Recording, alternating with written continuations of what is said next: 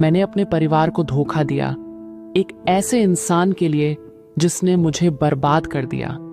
और जब मुझे सच्चाई पता चली, तब तक 3 लोगों की जान जा चुकी थी। हाँ, 3 लोगों की, और इसमें मेरा भी हाथ था। मेरा नाम प्रिया वर्मा है। आज मैं आपको अपनी कहानी सुनाने जा रही हूँ, एक ऐसी कहानी जो शायद आपको रातों की नींद उड़ा दे। ये कहानी प्यार की नहीं, बल्कि एक षड्यंत्र की है, विश्वास की नहीं, बल्कि एक खतरनाक खेल की है। और सबसे डरावनी बात यह है कि ये सब मेरे साथ हुआ। मैंने जो किया उसकी कीमत मैं आज तक चुका रही हूँ, लेकिन अब जो हो गया वो वापस नहीं आ सकता। 3 कब्रें, एक टूटा हुआ परिवार और एक ऐसा राज जो मेरे साथ मर जाएगा। सब कुछ 3 साल पहले शुरू हुआ था। फरवरी की ठंडी रात। मैं दिल्ली में एक छोटी सी मार्केटिंग कंपनी में काम करती थी, ब्राइट फ्यूचर मार्केटिंग सॉल्यूशंस। एक फैंसी नाम, लेकिन एक बेसमेंट ऑफिस में चलने वाली कंपनी। मेरी सैलरी बस 20,000 रुपये थी। दिल्ली में इतने में गुजारा भी मुश्किल था। मेरा परिवार लखनऊ में रहता था। पापा राजेश वर्मा एक छोटी सी किराने की दुकान चलाते थे, गोमती नगर के पास एक साइड लेन में। दुकान छोटी थी, लेकिन पापा ने उसे अपने खून पसीने से खड़ा किया था। मम्मी सुनीता वर्मा घर संभालती थीं और पार्ट टाइम ट्यूशन पढ़ाती थीं। और मेरा छोटा भाई रोहन, उम्र 20 साल, लखनऊ यूनिवर्सिटी में इंजीनियरिंग की पढ़ाई कर रहा था। हम ज्यादा अमीर नहीं थे, हमारा घर भी खुद का नहीं था, किराए का था, लेकिन हम खुश थे। सुबह की चाय पापा के साथ, रविवार को मम्मी का खास खाना, रोहन के साथ देर रात तक बातें करना, ये सब मेरी जिंदगी थी। पापा ने मुझे पढ़ाने के लिए बहुत कुर्बानियां दी थीं। उन्होंने दादाजी की एक छोटी सी जमीन बेची थी, गांव में 2 बीघा जमीन जो पीढ़ियों से हमारे परिवार के पास थी। उस जमीन को बेचकर मिले 1.5 लाख रुपए से मेरी पूरी ग्रेजुएशन की पढ़ाई हुई थी। पापा कहते थे, बेटा जमीन तो फिर मिल जाएगी, लेकिन तेरी पढ़ाई अभी जरूरी है। मैं उनकी लाडली थी, उनकी आंखों का तारा। वो मेरे हर सपने को पूरा करना चाहते थे और मैं उनका सम्मान करती थी, उनकी इज्जत करती थी। वो मेरे हीरो थे, मेरा सब कुछ थे। लेकिन फिर मेरी जिंदगी में तूफान आया। उसका नाम था आर्यन मल्होत्रा। आर्यन मेरी कंपनी में 15 फरवरी को शामिल हुआ।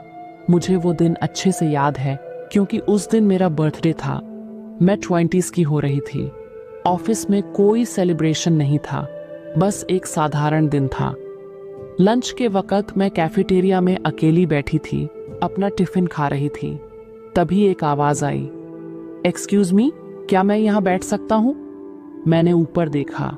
सामने एक लड़का खड़ा था, लंबा, फेयर कॉम्प्लेक्शन, काली आंखें और एक ऐसी मुस्कान जो, कैसे बताऊं, बहुत आकर्षक थी। वो स्मार्ट कपड़े पहने हुए था, नेवी ब्लू शर्ट और ब्लैक पैंट।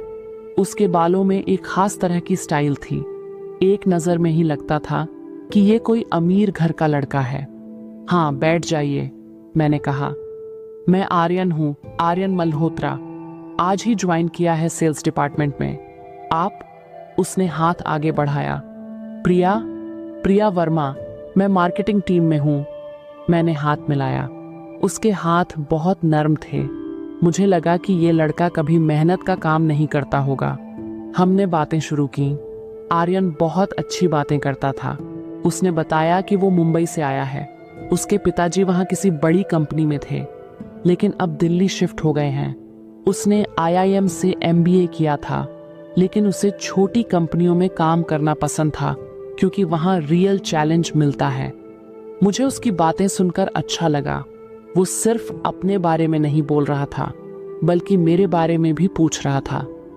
मेरा काम कैसा है, मैं कहाँ की हूँ, मेरा परिवार कैसा है, सब कुछ। उस दिन के बाद रोज लंच के वक्त आर्यन मेरे साथ ही बैठता था। हम बातें करते थे, हंसते थे। धीरे धीरे हम दोस्त बन गए। लेकिन कुछ हफ्तों बाद मुझे एहसास हुआ कि ये दोस्ती से ज्यादा कुछ बनता जा रहा है। आर्यन हर छोटी बात का ख्याल रखता था। अगर मैं बीमार होती तो वो मेरे लिए दवाई ले आता। अगर मैं किसी काम में फंसी होती तो वो मेरी मदद करता। वो मुझे छोटे छोटे गिफ्ट देता था। एक बार एक ब्लू पेन दी क्योंकि मैंने कहा था कि मुझे ब्लू कलर पसंद है।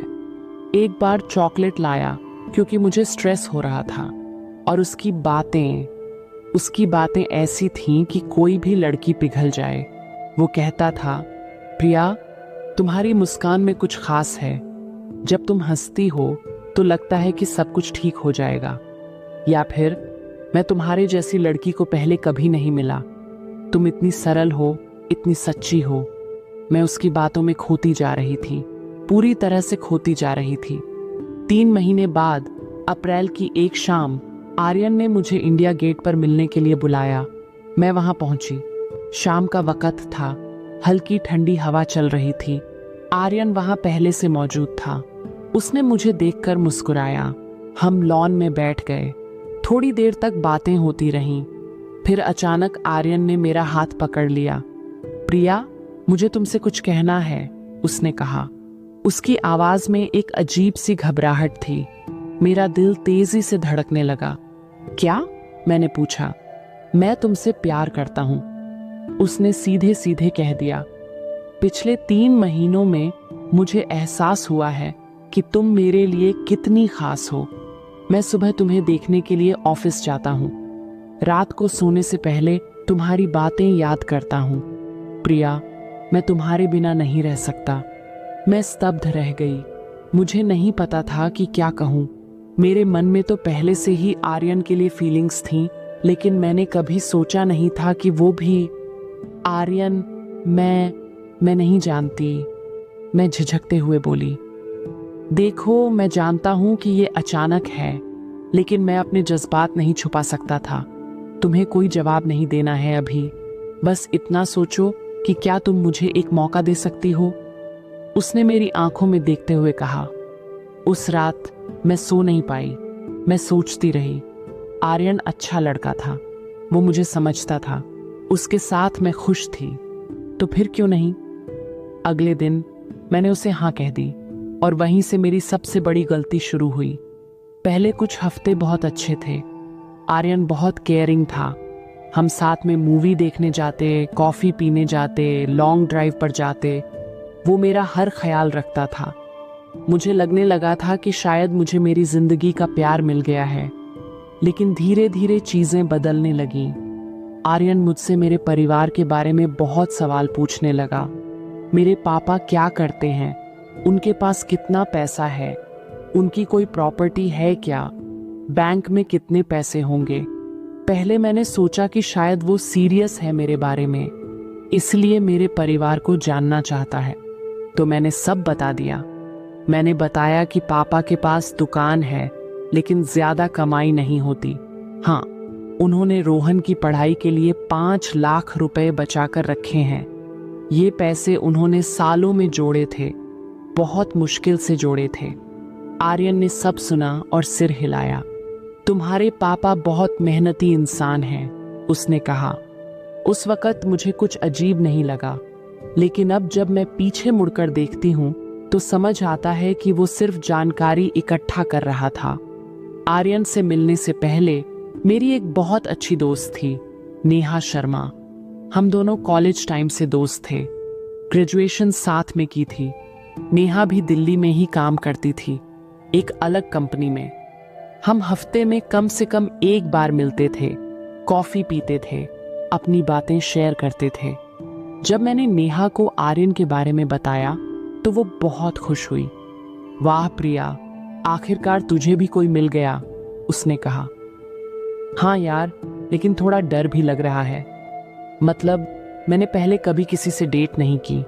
क्या करूं, क्या ना करूं, कुछ समझ नहीं आ रहा, मैंने कहा। अरे छोड़ यार, मैं हूं ना, मैं तुझे गाइड करूंगी। और वैसे भी आर्यन सुनने में तो बहुत अच्छा लग रहा है। कब मिलवाएगी उससे, नेहा ने पूछा। अगले हफ्ते मैंने नेहा और आर्यन को मिलवाया। हम तीनों साथ में एक कैफे में मिले। नेहा और आर्यन ने बहुत अच्छी तरह से बातें की, असल में थोड़ा ज्यादा ही अच्छी तरह से। उन दोनों में कुछ ऐसा कनेक्शन था जो मुझे अजीब लगा, लेकिन मैंने ज्यादा ध्यान नहीं दिया। मैंने सोचा कि शायद दोनों एक्सट्रोवर्ट हैं, इसलिए इतनी आसानी से घुल मिल गए। उसके बाद कई बार ऐसा हुआ कि हम तीनों साथ में घूमने जाते। नेहा हमेशा कहती, तुम दोनों बहुत अच्छे लग रहे हो साथ में, आर्यन बहुत लकी है कि उसे तू मिली। ये बातें सुनकर मुझे अच्छा लगता था। मुझे लगता था कि मेरी बेस्ट फ्रेंड मेरे रिलेशनशिप को सपोर्ट कर रही है, लेकिन सच्चाई कुछ और थी, बहुत बहुत अलग थी। 6 महीने बीत गए आर्यन के साथ रिलेशनशिप में। एक दिन आर्यन ने मुझसे कहा, प्रिया, मुझे लगता है कि अब हमें अपने अपने परिवार को बताना चाहिए। मैं तुमसे शादी करना चाहता हूं। मेरा दिल खुशी से भर गया। शादी? मैंने सोचा कि ये वो इंसान है जिसके साथ मैं अपनी पूरी जिंदगी बिताना चाहती हूं। मैंने वीकेंड पर लखनऊ जाने का प्लान बनाया। मैं अपने परिवार को आर्यन के बारे में बताना चाहती थी। मैंने सोचा था कि वो सब खुश होंगे, लेकिन जब मैंने पापा को बताया तो उनका चेहरा सख्त हो गया। कौन है ये आर्यन? कहां से है? उसके घर वाले कौन हैं? पापा ने पूछा। पापा, वो मुंबई से है। उसके पापा किसी बड़ी कंपनी में हैं। वो IIM से MBA किया है। बहुत अच्छा लड़का है, मैंने कहा। और उसका पूरा नाम क्या है? उसके पापा का नाम? पापा ने पूछा। आर्यन मल्होत्रा। और उसके पापा का नाम? मुझे नहीं पता पापा, उसने कभी बताया नहीं। मुझे एहसास हुआ कि मैं आर्यन के बारे में बहुत कम जानती हूं। पापा की आंखों में शक आ गया। प्रिया, तू उससे शादी करना चाहती है, लेकिन तुझे उसके परिवार के बारे में कुछ पता नहीं? ये कैसी बात हुई?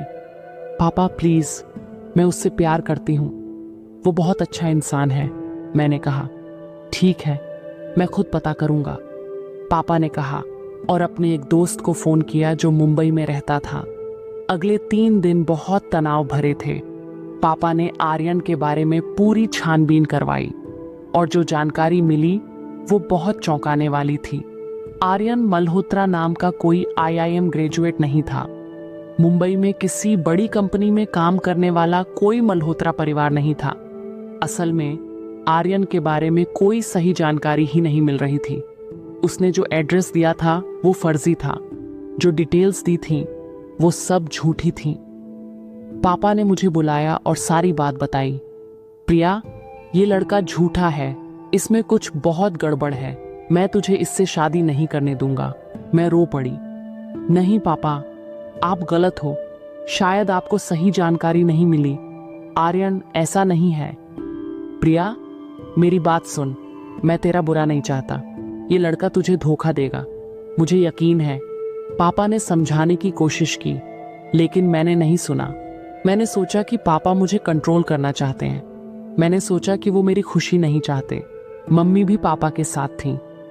बेटा, अगर तेरे पापा मना कर रहे हैं तो कोई वजह होगी। तू इस लड़के को भूल जा, उन्होंने कहा। रोहन ने भी कहा, दीदी, पापा सही कह रहे हैं। मैंने खुद इस आर्यन के बारे में सोशल मीडिया पर सर्च किया। कोई प्रोफाइल नहीं मिली, कोई फोटो नहीं, कुछ नहीं। एक नॉर्मल इंसान की तो कम से कम कुछ ना कुछ ऑनलाइन प्रेजेंस होती है, लेकिन इसकी कुछ नहीं है। लेकिन मैं किसी की नहीं सुनी। मैंने सोचा कि मेरा पूरा परिवार मेरे खिलाफ है। मैं वापस दिल्ली आ गई, गुस्से में, रोते हुए। जब मैंने आर्यन को सारी बात बताई तो उसका रिएक्शन अजीब था। पहले तो वो बहुत परेशान दिखा, फिर उसने मुझे गले लगा लिया। प्रिया, मुझे पता था कि ऐसा होगा। देखो, मैं तुम्हें सच बताता हूँ। मेरी फैमिली के साथ कुछ प्रॉब्लम्स हैं। मेरे पापा ने दूसरी शादी कर ली थी। मेरी मम्मी अकेली रह गईं। हमने अपना नाम चेंज कर लिया, अपनी आइडेंटिटी चेंज कर ली, क्योंकि हम उस दर्द से भागना चाहते थे, उसने बताया। लेकिन तुमने मुझे पहले क्यों नहीं बताया? मैंने पूछा। क्योंकि मुझे डर था कि तुम मुझे छोड़ दोगी, मेरी पास्ट सुनकर तुम मुझसे नफरत करोगी, आर्यन ने कहा। उसकी आंखों में आंसू थे। मेरा दिल पिघल गया। मैंने सोचा कि बेचारा इतना दुख झेल रहा है और मैं उस पर शक कर रही हूं। आर्यन, मैं तुम्हारे साथ हूं, चाहे कुछ भी हो, मैंने कहा। आर्यन ने मुझे और जोर से गले लगा लिया। Thank you Priya, thank you so much, तुम मेरी जिंदगी हो। फिर उसने कहा, लेकिन प्रिया, तुम्हारा परिवार हमें कभी स्वीकार नहीं करेगा। अब हमारे पास सिर्फ एक ही रास्ता है। कौन सा? मैंने पूछा। हमें भाग जाना होगा। हमें अपनी नई जिंदगी शुरू करनी होगी, बिना किसी की परमिशन के, आर्यन ने कहा। मैं चुप रह गई। भाग जाना? ये तो बहुत बड़ा कदम था। आर्यन ने मेरी चुप्पी देखी। देखो प्रिया, मैं तुम पर कोई दबाव नहीं डाल रहा हूं, लेकिन सोचो, अगर हम नहीं भागे तो क्या होगा? तुम्हारे पापा तुम्हें किसी और से शादी करवा देंगे और हम दोनों हमेशा के लिए अलग हो जाएंगे। क्या तुम ये चाहती हो? मैं रोने लगी। नहीं आर्यन, मैं तुम्हें नहीं खोना चाहती, लेकिन मैं अपने परिवार को भी नहीं छोड़ सकती। तुम्हें परिवार नहीं छोड़ना है प्रिया, बस कुछ महीनों की बात है। हम दोनों मिलकर एक नई जगह जाएंगे, सेटल हो जाएंगे, अच्छी जॉब मिल जाएगी। फिर हम तुम्हारे परिवार को मना लेंगे। वो देखेंगे कि हम कितने खुश हैं और वो समझ जाएंगे। आर्यन ने समझाया। मुझे उसकी बात थोड़ी समझ आई। शायद सच में ये सही रास्ता था। ठीक है, मैंने कहा, हम भाग जाएंगे। आर्यन की आंखों में एक अजीब सी चमक आई। अब जब मैं पीछे मुड़कर देखती हूं तो समझ आता है कि वो चमक किसी शिकारी की थी जिसने अपने शिकार को फंसा लिया हो। अगले हफ्ते आर्यन ने मुझे एक नया प्लान बताया। प्रिया, मैंने सब सोच लिया है। हम गोवा चलेंगे। वहां मेरा एक दोस्त है जिसके पास एक छोटा सा रेस्टोरेंट है।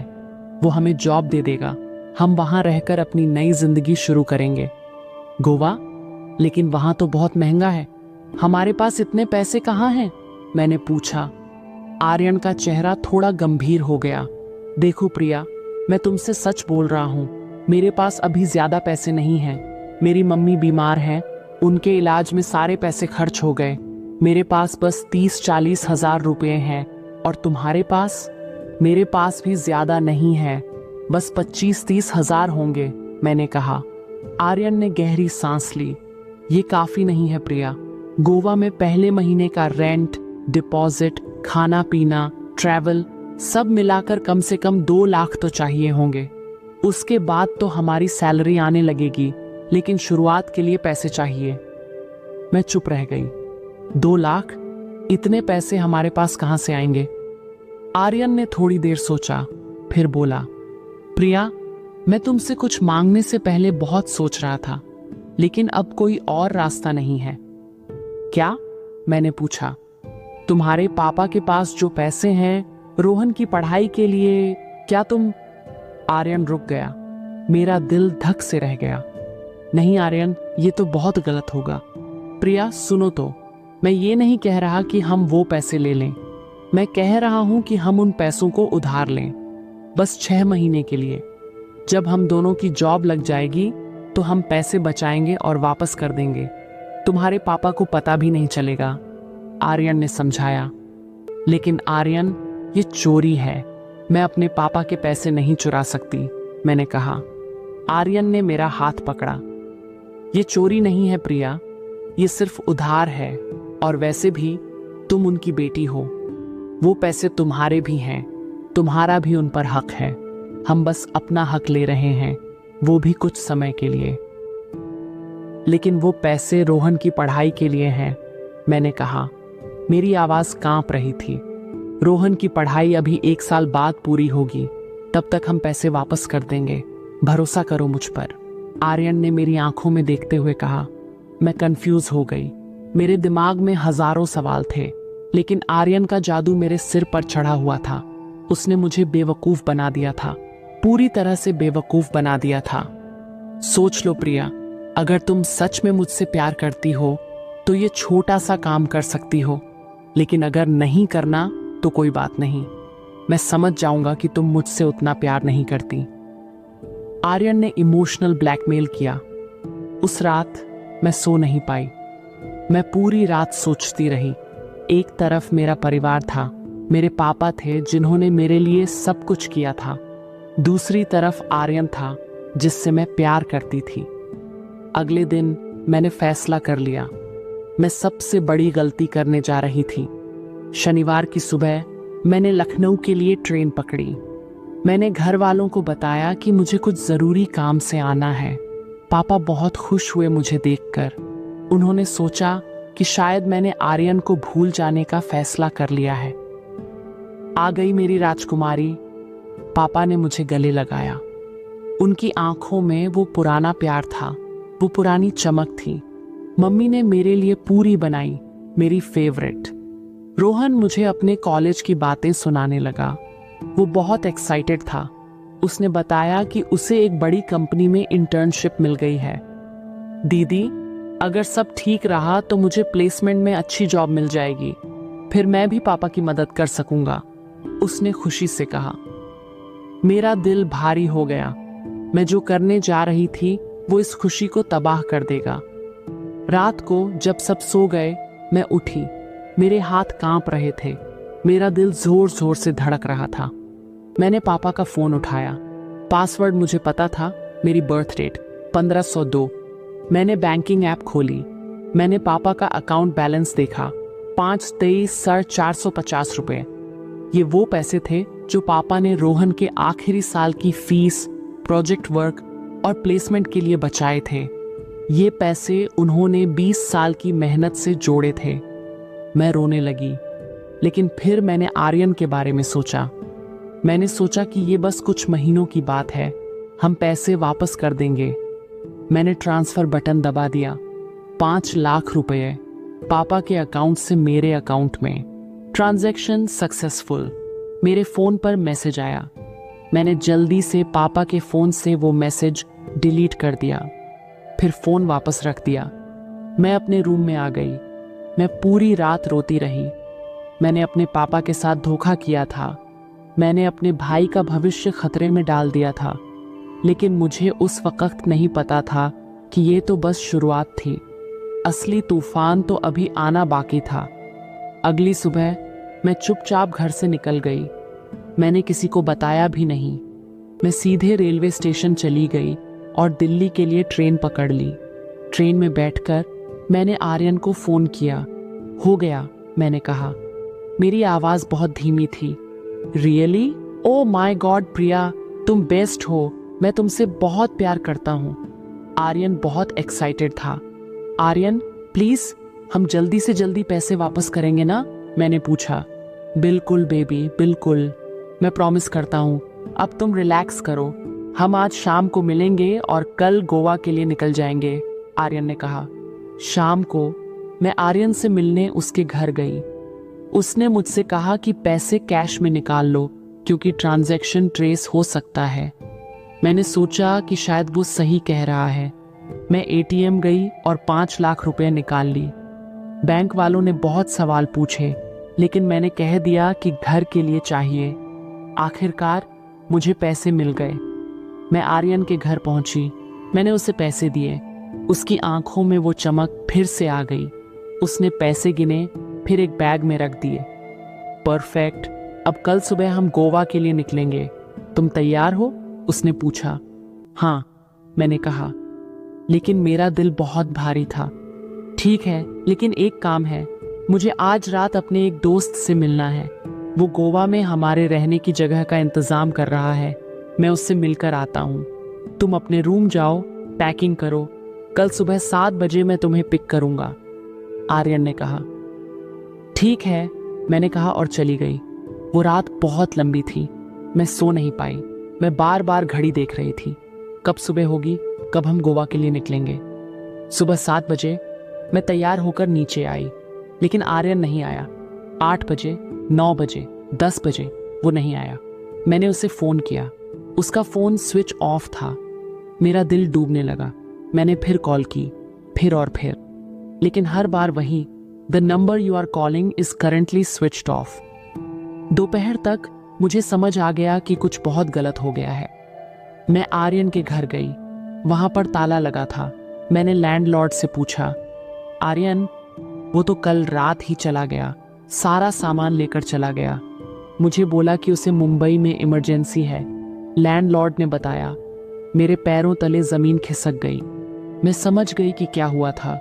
आर्यन ने मुझे धोखा दिया था। उसने मेरे साथ प्यार का नाटक किया था, सिर्फ पैसों के लिए। और अब वो 5 लाख रुपए लेकर भाग गया था। मैं वहीं सड़क पर बैठ गई। लोग आते जाते रहे, लेकिन मुझे कुछ दिखाई नहीं दे रहा था। मैं सिर्फ रोती रही, घंटों रोती रही। मैंने अपने परिवार को धोखा दिया था एक धोखेबाज के लिए। मैंने अपने पापा के पैसे चुराए थे एक चोर के लिए। मैंने अपने भाई का भविष्य बर्बाद कर दिया था एक झूठे के लिए। उस रात मैं अपने रूम में बंद रही। मैं किसी से बात नहीं कर रही थी। मेरा फोन बज रहा था, पापा के मिस्ड कॉल्स, मम्मी के मैसेज, रोहन के व्हाट्सएप, लेकिन मैं किसी को जवाब नहीं दे पा रही थी। तभी एक नंबर से फोन आया, नेहा। मैंने फोन उठा लिया। प्रिया, तू ठीक है?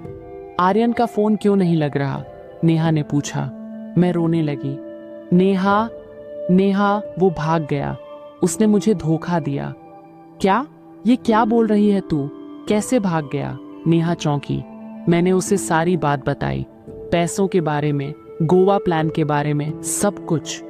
नेहा कुछ देर चुप रही, फिर बोली, प्रिया, मुझे तुझसे कुछ कहना है, लेकिन तू संभाल पाएगी? क्या? मैंने पूछा। आर्यन और मैं। नेहा की आवाज कांप रही थी। तुम दोनों क्या? मैंने पूछा। हम साथी थे प्रिया। ये सब एक प्लान था, एक स्कैम था। आर्यन और मैं मिलकर लड़कियों को फंसाते थे। तुझसे पहले भी हमने 3 और लड़कियों के साथ ऐसा किया है, नेहा ने कबूल किया। मुझे विश्वास नहीं हुआ। तू क्या बोल रही है? तू मेरी बेस्ट फ्रेंड है। मैं कभी तेरी दोस्त नहीं थी प्रिया। मैं तुझे कॉलेज से ही निशाना बना रही थी। मैं तेरे बारे में सब जानती थी, तेरे परिवार के बारे में, तेरे पापा के बारे में। मैंने ही आर्यन को तेरी कंपनी में जॉब दिलवाई थी। सब कुछ प्लान था, नेहा ने कहा। वो पैसा प्रिया, सिर्फ पैसा। हम दोनों को हर स्कैम से 50-50% मिलता था। लेकिन अब आर्यन ने मुझे भी धोखा दे दिया। वो सारे पैसे लेकर भाग गया, मुझे 1 रुपया भी नहीं दिया। नेहा रोने लगी। मेरे अंदर गुस्सा फूट पड़ा। तू रो रही है? तूने मेरी जिंदगी बर्बाद कर दी, मेरे परिवार को बर्बाद कर दिया, और तू रो रही है? प्रिया, सॉरी, मुझे बहुत शर्म आ रही है। मैं नहीं जानती थी कि आर्यन ऐसा करेगा, नेहा ने कहा। कहाँ है वो? मुझे बता, कहाँ है वो? मैंने चिल्लाकर पूछा। मुझे नहीं पता, उसने मुझे भी ब्लॉक कर दिया है। लेकिन प्रिया, एक बात बताती हूँ, आर्यन का असली नाम अरविंद कुमार है। वो यूपी के गाजियाबाद से है। उसके पास एक छोटा सा घर है वहां, शायद वहां मिल जाए, नेहा ने कहा। मैंने फोन काट दिया। मेरे अंदर इतना गुस्सा था कि मैं कुछ सोच नहीं पा रही थी। मैंने फैसला किया कि मैं पुलिस में जाऊंगी। अगले दिन मैं साइबर क्राइम पुलिस स्टेशन गई। मैंने पूरी कहानी बताई। इंस्पेक्टर ने सब सुना। देखिए, ऐसे केस बहुत कॉमन हैं आजकल, लेकिन प्रॉब्लम यह है कि आपने खुद अपने अकाउंट से पैसे उसे दिए। तकनीकी तौर पर यह गी फ्रॉड नहीं है, आपने वॉलंटरली पैसे ट्रांसफर किए, इंस्पेक्टर ने कहा। लेकिन सर, उसने मुझे धोखा दिया, उसने झूठ बोला, मैंने कहा। हाँ, लेकिन प्रूव करना मुश्किल होगा। फिर भी मैं FIR दर्ज कर लेता हूँ। अगर हमें कोई जानकारी मिली तो हम उसे पकड़ने की कोशिश करेंगे, इंस्पेक्टर ने कहा। मैंने FIR दर्ज करवाई, लेकिन मुझे पता था कि पैसे वापस मिलने के चांस बहुत कम थे। उसी दिन शाम को पापा का फोन आया। उन्हें पता चल गया था, बैंक से अलर्ट आया था कि बड़ी रकम ट्रांसफर हुई है। प्रिया, तूने क्या किया? पापा की आवाज में इतना दर्द था कि मेरी रूह कांप गई। मैं कुछ बोल नहीं पाई, बस रोती रही। बोल प्रिया, तूने वो 5 लाख कहाँ किए? पापा ने फिर पूछा। मैंने हिम्मत करके सारी बात बताई, आर्यन के बारे में, पैसों के बारे में, सब कुछ। पापा कुछ देर चुप रहे, फिर बोले, प्रिया, मैंने तुझे इतना पढ़ाया, इतना समझाया, लेकिन तूने। उनकी आवाज टूट गई। पापा, मुझे माफ कर दो, मैं बहुत बड़ी गलती कर दी। मैं सब ठीक कर दूंगी, मैं पैसे वापस कर दूंगी। मैं रोते हुए बोली, पैसों की बात नहीं है प्रिया, तूने हमारा विश्वास तोड़ा है। और रोहन, तेरे भाई का क्या होगा? उसकी फीस कैसे भरूंगा? पापा ने कहा। रोहन की फीस? मैंने पूछा। हाँ प्रिया, उन 5 लाख में रोहन की आखिरी साल की फीस थी। उसके प्रोजेक्ट का पैसा था, उसकी प्लेसमेंट की तैयारी का पैसा था। अब उसका क्या होगा? पापा की आवाज में निराशा थी। मैं समझ गई थी कि मैंने क्या किया है। मैंने सिर्फ पापा को नहीं, रोहन को भी बर्बाद कर दिया था। पापा, मैं घर आ रही हूं, मैंने कहा। नहीं, अभी मत आ, मुझे कुछ सोचने दे, पापा ने कहा और फोन काट दिया।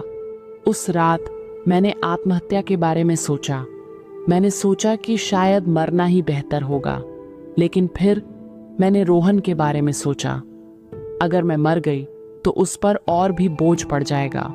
नहीं, मुझे जीना होगा, मुझे अपनी गलती सुधारनी होगी। 3 दिन बाद दिल्ली पुलिस ने मुझे फोन किया। मिस वर्मा, हमें आर्यन मल्होत्रा के बारे में कुछ जानकारी मिली है, आप स्टेशन आ सकती हैं? मैं तुरंत पुलिस स्टेशन पहुंची।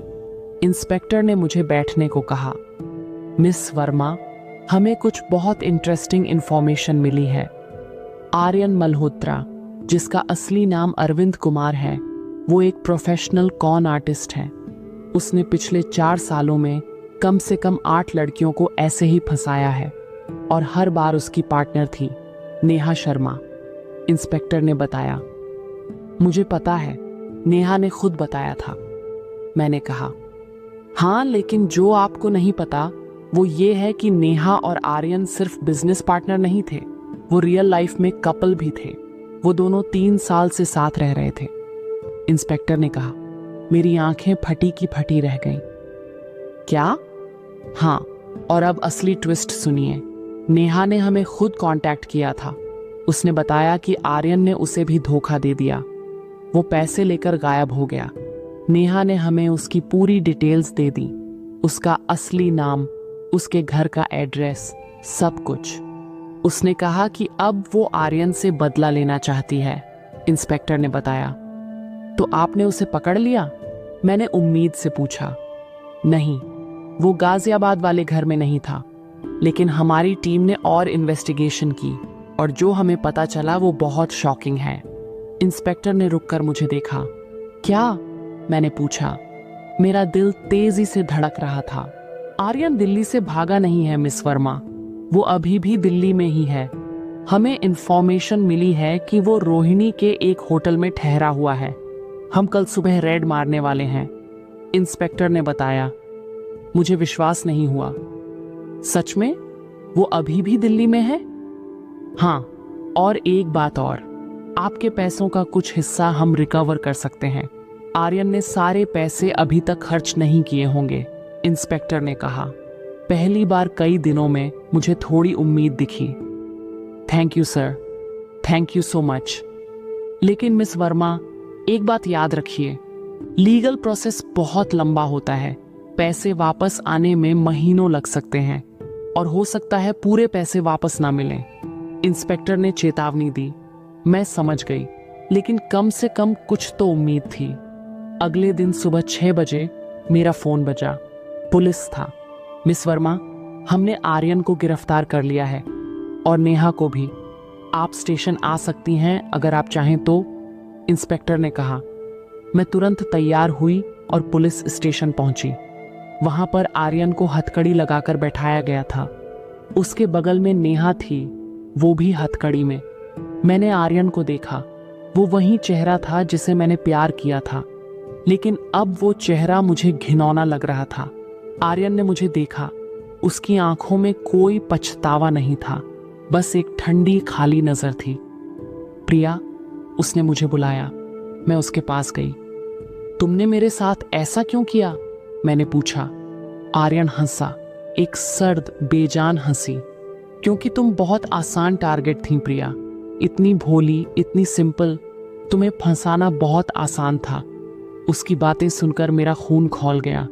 मैंने उसे एक थप्पड़ मारा, जोर से। तुमने मेरी जिंदगी बर्बाद कर दी, मेरे परिवार को बर्बाद कर दिया, मैं चीखी। आर्यन ने अपने गाल पर हाथ रखा, फिर से हंसा। तुम्हारे जैसी और भी कई लड़कियां थीं प्रिया, तुम पहली नहीं हो, आखिरी भी नहीं होती। मैं नेहा की तरफ मुड़ी। वो सिर झुकाए बैठी थी। तू कैसे कर सकती है ये सब नेहा? मैं तुझ पर इतना भरोसा करती थी, मैंने कहा। नेहा ने सिर उठाया। उसकी आंखों में आंसू थे। सॉरी प्रिया, मुझे पैसों की बहुत जरूरत थी। मेरे पापा ने बहुत कर्ज लिया था। मैं मजबूर थी। मजबूर? हर बुरे इंसान के पास एक बहाना होता है नेहा। तू भी बस एक बहाना बना रही है, मैंने कहा। इंस्पेक्टर ने मुझे रोका। मिस वर्मा, आप जाइए, हम इनसे पूछताछ करेंगे। आपको कोर्ट में गवाही देनी होगी। मैं वहां से चली गई, लेकिन मेरा मन अभी भी बहुत भारी था।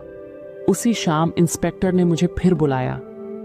मिस वर्मा, हमें कुछ और केसेस के बारे में पता चला है और एक बहुत ही डिस्टर्बिंग इंफॉर्मेशन मिली है। क्या? मैंने पूछा। आर्यन और नेहा ने जिन 8 लड़कियों को फंसाया था, उनमें से 3 लड़कियों ने सुसाइड कर ली थी, इंस्पेक्टर ने बताया। मेरे होश उड़ गए। क्या?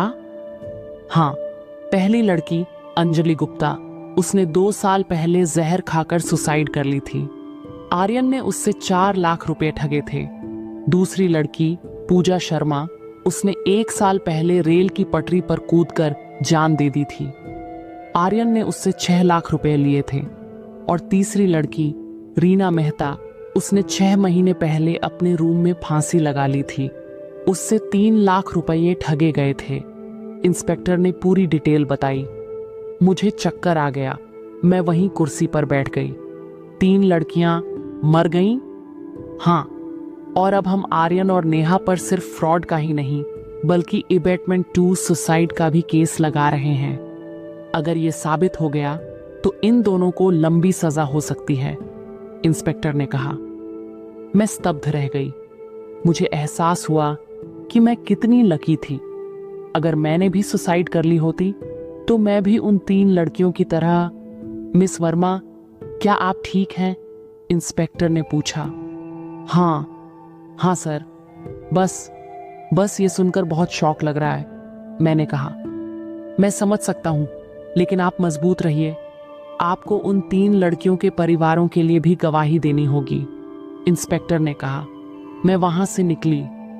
मेरे दिमाग में सिर्फ एक ही बात चल रही थी। 3 लड़कियां मर गईं, 3 परिवार बर्बाद हो गए, और मैं भी उनमें से एक बन सकती थी। अगले हफ्ते मैंने फैसला किया कि मैं घर जाऊंगी। मैं अपने परिवार से माफी मांगूंगी, चाहे वो मुझे माफ करें या ना करें, लेकिन मुझे उनके सामने जाना था। मैं लखनऊ पहुंची। शाम का वक्त था। मैं अपने घर के बाहर खड़ी हो गई। मेरे हाथ पैर कांप रहे थे। आखिरकार मैंने हिम्मत जुटाई और घंटी बजाई। मम्मी ने दरवाजा खोला। उन्होंने मुझे देखा। उनकी आंखों में आंसू आ गए, लेकिन उन्होंने मुझे गले नहीं लगाया। वो बस खड़ी रहीं। अंदर आ जा, उन्होंने धीरे से कहा। उनकी आवाज में कोई गर्मजोशी नहीं थी। मैं अंदर गई। घर वैसा ही था, लेकिन कुछ बदल गया था। एक अजीब सी खामोशी थी। पापा सोफे पर बैठे थे। उन्होंने मुझे देखा। उनका चेहरा पहले से ज्यादा बूढ़ा लग रहा था। उनकी आंखों के नीचे काले घेरे थे। उनके बाल और सफेद हो गए थे। पापा, मैं उनकी तरफ बढ़ी। उन्होंने हाथ उठाकर मुझे रोक दिया। बैठ जा। मैं बैठ गई। मेरे आंसू नहीं रुक रहे थे। पापा, मुझे माफ कर दो। मैंने बहुत बड़ी गलती कर दी। मैं नहीं जानती थी कि आर्यन ऐसा करेगा। मुझे लगा था कि वो मुझसे सच में प्यार करता है, मैंने रोते हुए कहा। पापा ने गहरी सांस ली। प्रिया, मैं तुझे माफ कर सकता हूं। तू मेरी बेटी है, लेकिन जो हुआ उसे भूलना बहुत मुश्किल होगा। मुझे पता है पापा, मुझे पता है मैंने आप सबको कितना दुख दिया है, लेकिन पापा, मैं सब ठीक करूंगी। मैं पैसे वापस करूंगी, मैंने कहा। पैसे? पापा ने कहा। फिर एक कड़वी हंसी हंसे। प्रिया, पैसे तो चले ही गए, लेकिन उससे भी बड़ा नुकसान हुआ है। क्या नुकसान? मैंने पूछा। पापा ने रोहन के रूम की तरफ इशारा किया। जा, अपने भाई से मिल। मैं रोहन के रूम में गई। दरवाजा बंद था। मैंने नॉक किया। रोहन, मैं प्रिया हूं। कोई जवाब नहीं आया। मैंने दरवाजा खोला। रोहन बेड पर लेटा हुआ था। उसने मेरी तरफ देखा भी नहीं। रोहन, मैं उसके पास गई। भाई, मुझे माफ कर दे, मैंने बहुत बड़ी गलती की। रोहन ने मुझे देखा। उसकी आंखों में गुस्सा था, नफरत थी। माफी? उसने कहा। दीदी, तुमने मेरी पूरी जिंदगी बर्बाद कर दी और तुम माफी मांग रही हो? रोहन, मैं सब ठीक कर दूंगी। मैंने कहा। कैसे ठीक करोगी दीदी? मेरी फीस नहीं भर पाई पापा। मुझे कॉलेज से निकाल दिया गया। मेरा आखिरी साल, मेरी प्लेसमेंट, सब खत्म हो गया। रोहन ने कहा। उसकी आवाज में दर्द था। मुझे लगा जैसे किसी ने मेरे सीने में छुरा घोंप दिया। नहीं नहीं रोहन, ऐसा नहीं हो सकता। हो गया दीदी, हो गया। और सबसे बुरी बात यह है कि पापा को अपनी दुकान बेचनी पड़ी मेरी फीस के पैसे जुटाने के लिए। लेकिन तब तक बहुत देर हो चुकी थी। कॉलेज ने मुझे वापस नहीं लिया। रोहन ने बताया। दुकान बेच दी? मैं चौंकी। हाँ, पापा की वो दुकान जो उन्होंने 20 साल की मेहनत से खड़ी की थी, वो बेचनी पड़ी। 3 लाख में बेची और वो 3 लाख से मेरी फीस भरने की कोशिश की। लेकिन कॉलेज ने मना कर दिया। बोले कि लास्ट डेट निकल चुकी है। रोहन ने कहा। मैं वहीं फर्श पर बैठ गई।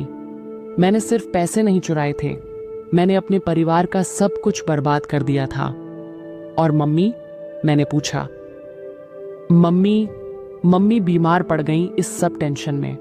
उन्हें बीपी की प्रॉब्लम हो गई है। रोज दवाइयां चलती हैं, रोहन ने बताया। मैं पूरी तरह से टूट गई। मैंने जो किया था उसकी कीमत मेरा पूरा परिवार चुका रहा था। 2 हफ्ते बाद मुझे पुलिस से फोन आया। मिस वर्मा, आप स्टेशन आ सकती हैं, कुछ इंपॉर्टेंट बात करनी है। मैं स्टेशन पहुंची। इंस्पेक्टर ने मुझे बैठाया। मिस वर्मा, हमें आपके पैसों में से कुछ हिस्सा मिल गया है। आर्यन के पास से हमने 2,30,000 रुपये रिकवर किए हैं। बाकी पैसे उसने पहले ही खर्च कर दिए थे, गैम्बलिंग में, शराब में और कुछ और स्कैम्स में। इंस्पेक्टर ने बताया। सिर्फ 2 लाख? मैंने पूछा। मुझे थोड़ी निराशा हुई, लेकिन कम से कम कुछ तो मिला। हाँ, लेकिन एक बात और है। आर्यन और नेहा दोनों को कोर्ट ने 3 साल की सजा सुनाई है, फ्रॉड और इबेटमेंट टू सुसाइड के चार्ज में। अगर और सबूत मिले तो सजा बढ़ भी सकती है, इंस्पेक्टर ने कहा। 3 साल? बस इतनी ही सजा? उन्होंने 3 लड़कियों को मौत की तरफ धकेला, कितने परिवार बर्बाद किए, मैंने कहा। मुझे पता है मिस वर्मा, लेकिन इंडियन लीगल सिस्टम ऐसा ही है। सजा कम लगती है, लेकिन कम से कम वो जेल तो जाएंगे, इंस्पेक्टर ने कहा। मुझे वो 2,30,000 रुपये मिल गए। मैं सीधे घर गई और पापा को दे दिए। पापा, ये रहे पैसे। बाकी के पैसे मैं अपनी सैलरी से धीरे धीरे वापस कर दूंगी, मैं प्रॉमिस करती हूँ, मैंने कहा। पापा ने पैसे लिए।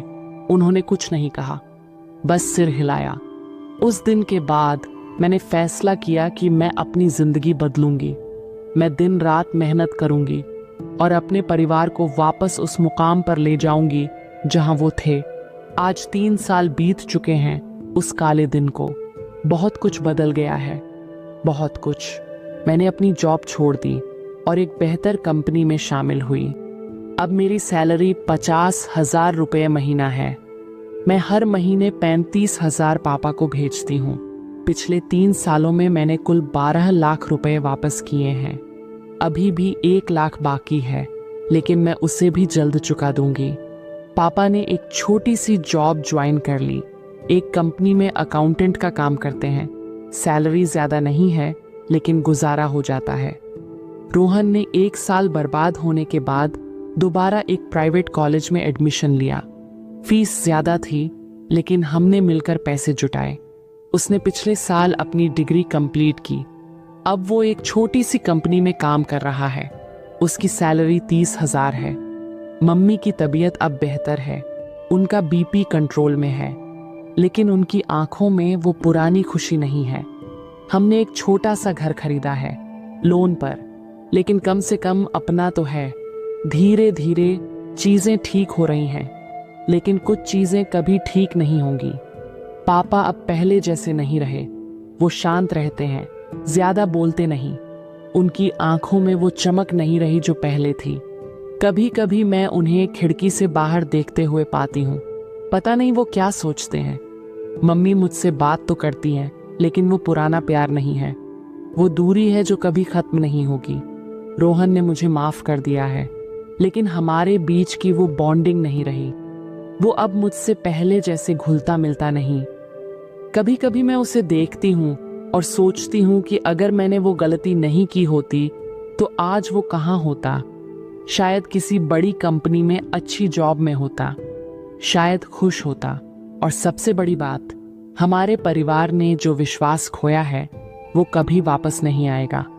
मैंने उनका भरोसा तोड़ा था, और भरोसा टूटने में एक पल लगता है, लेकिन उसे वापस बनाने में सालों लग जाते हैं। कभी कभी तो पूरी जिंदगी भी काफी नहीं होती। मुझे आर्यन की याद आती है। नहीं, मैं उससे प्यार नहीं करती, लेकिन मुझे याद आता है कि कैसे मैं उसकी बातों में आ गई, कैसे मैंने अपने परिवार से ज्यादा उस पर भरोसा किया, कैसे मैंने सोचा कि प्यार सब कुछ है। लेकिन अब मुझे पता है कि प्यार सब कुछ नहीं है, परिवार सब कुछ है। वो लोग जो आपको पैदा होने से पहले से प्यार करते हैं, वो लोग जो आपकी हर गलती के बावजूद आपके साथ खड़े रहते हैं।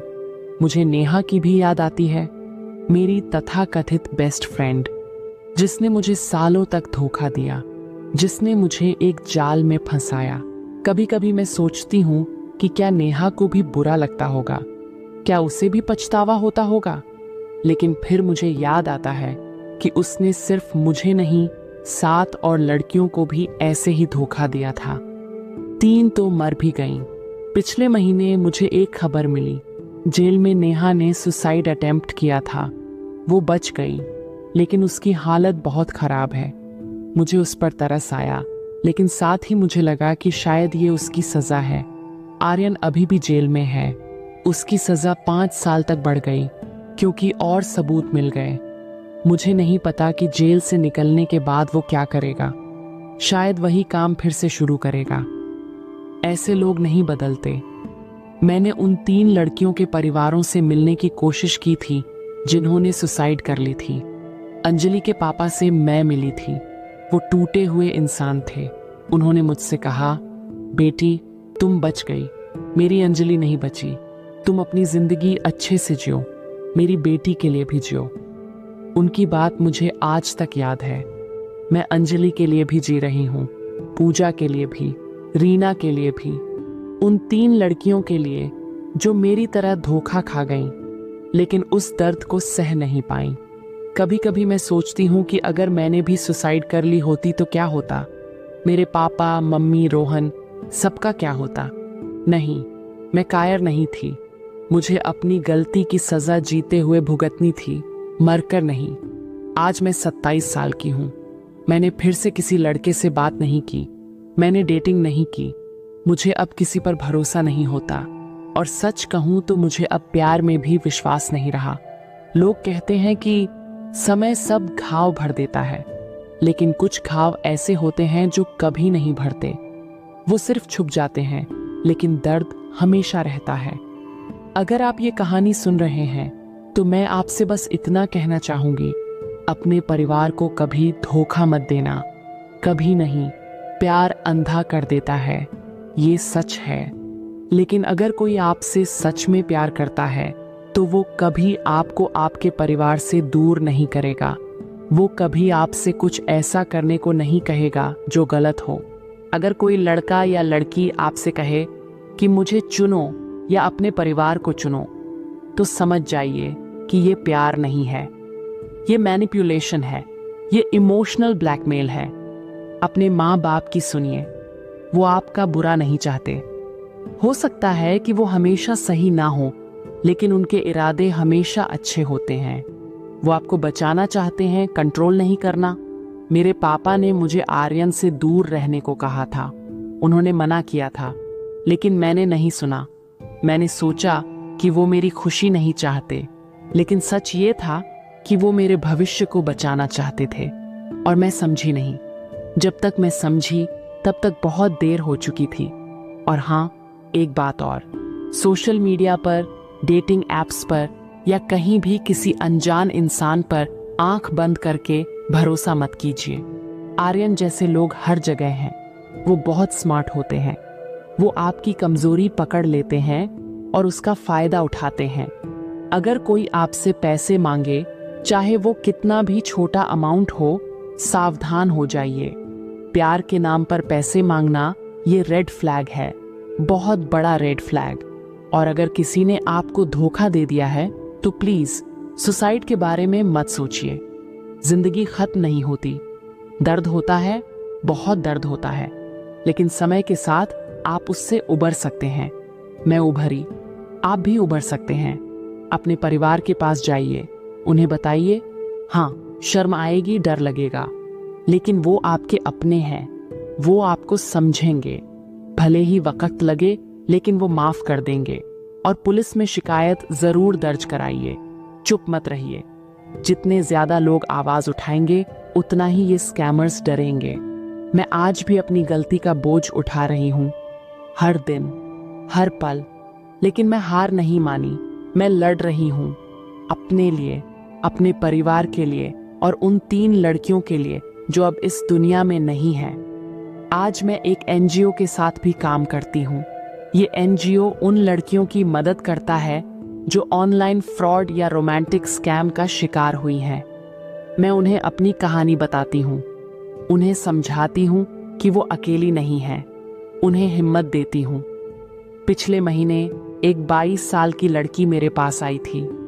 उसकी कहानी बिल्कुल मेरी जैसी थी। उसे भी एक लड़के ने धोखा दिया था, 2 लाख रुपए लेकर भाग गया था। वो लड़की सुसाइड करने के बारे में सोच रही थी। मैंने उसे अपनी पूरी कहानी सुनाई।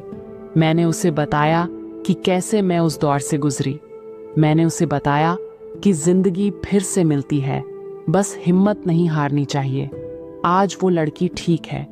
उसने पुलिस में केस दर्ज करवाया। उसके परिवार ने उसे सपोर्ट किया। वो अब धीरे धीरे नॉर्मल हो रही है। जब मैं उसे देखती हूँ तो मुझे लगता है कि शायद मेरे दर्द का कोई मतलब है। शायद मैं जो गुजरी हूँ उससे मैं दूसरों को बचा सकती हूँ। ये मेरा प्रायश्चित है, ये मेरी सजा है, ये मेरा कर्तव्य है। कभी कभी रात को जब सब सो जाते हैं, मैं अकेली छत पर बैठती हूँ।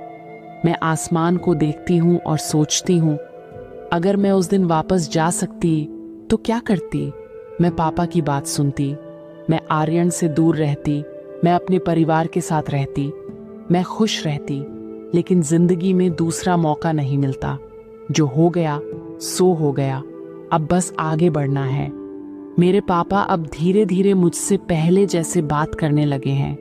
कभी कभी वो मुझे राजकुमारी बुला देते हैं, वो पुराना नाम जो उन्होंने मुझे बचपन में दिया था। जब वो ऐसा करते हैं तो मेरी आंखों में आंसू आ जाते हैं।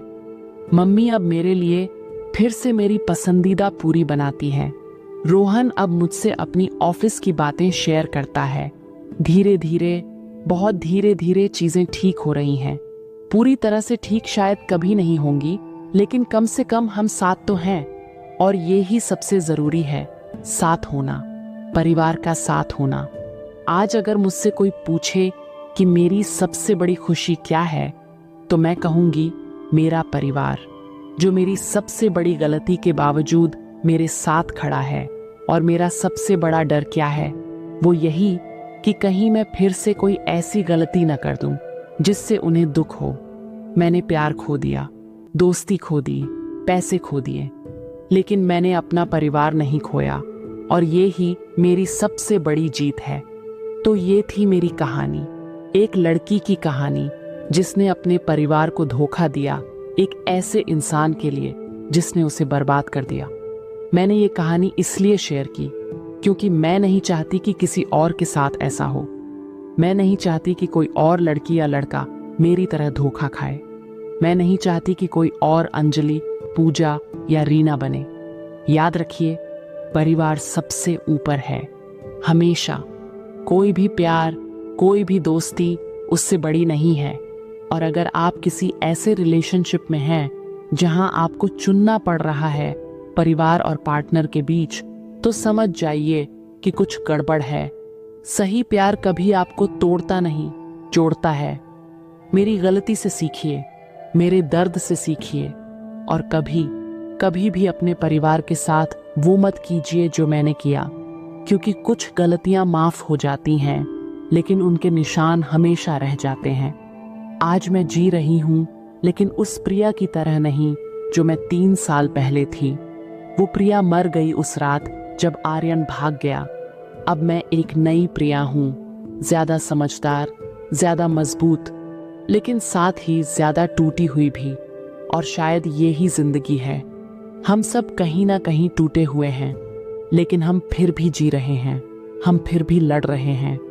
तो आप भी लड़िए, हार मत मानिए, और अपने परिवार को कभी मत छोड़िए, क्योंकि अंत में वही रह जाते हैं। अगर ये कहानी आपको कुछ सिखा गई हो तो इस चैनल को सब्सक्राइब जरूर कर लीजिए।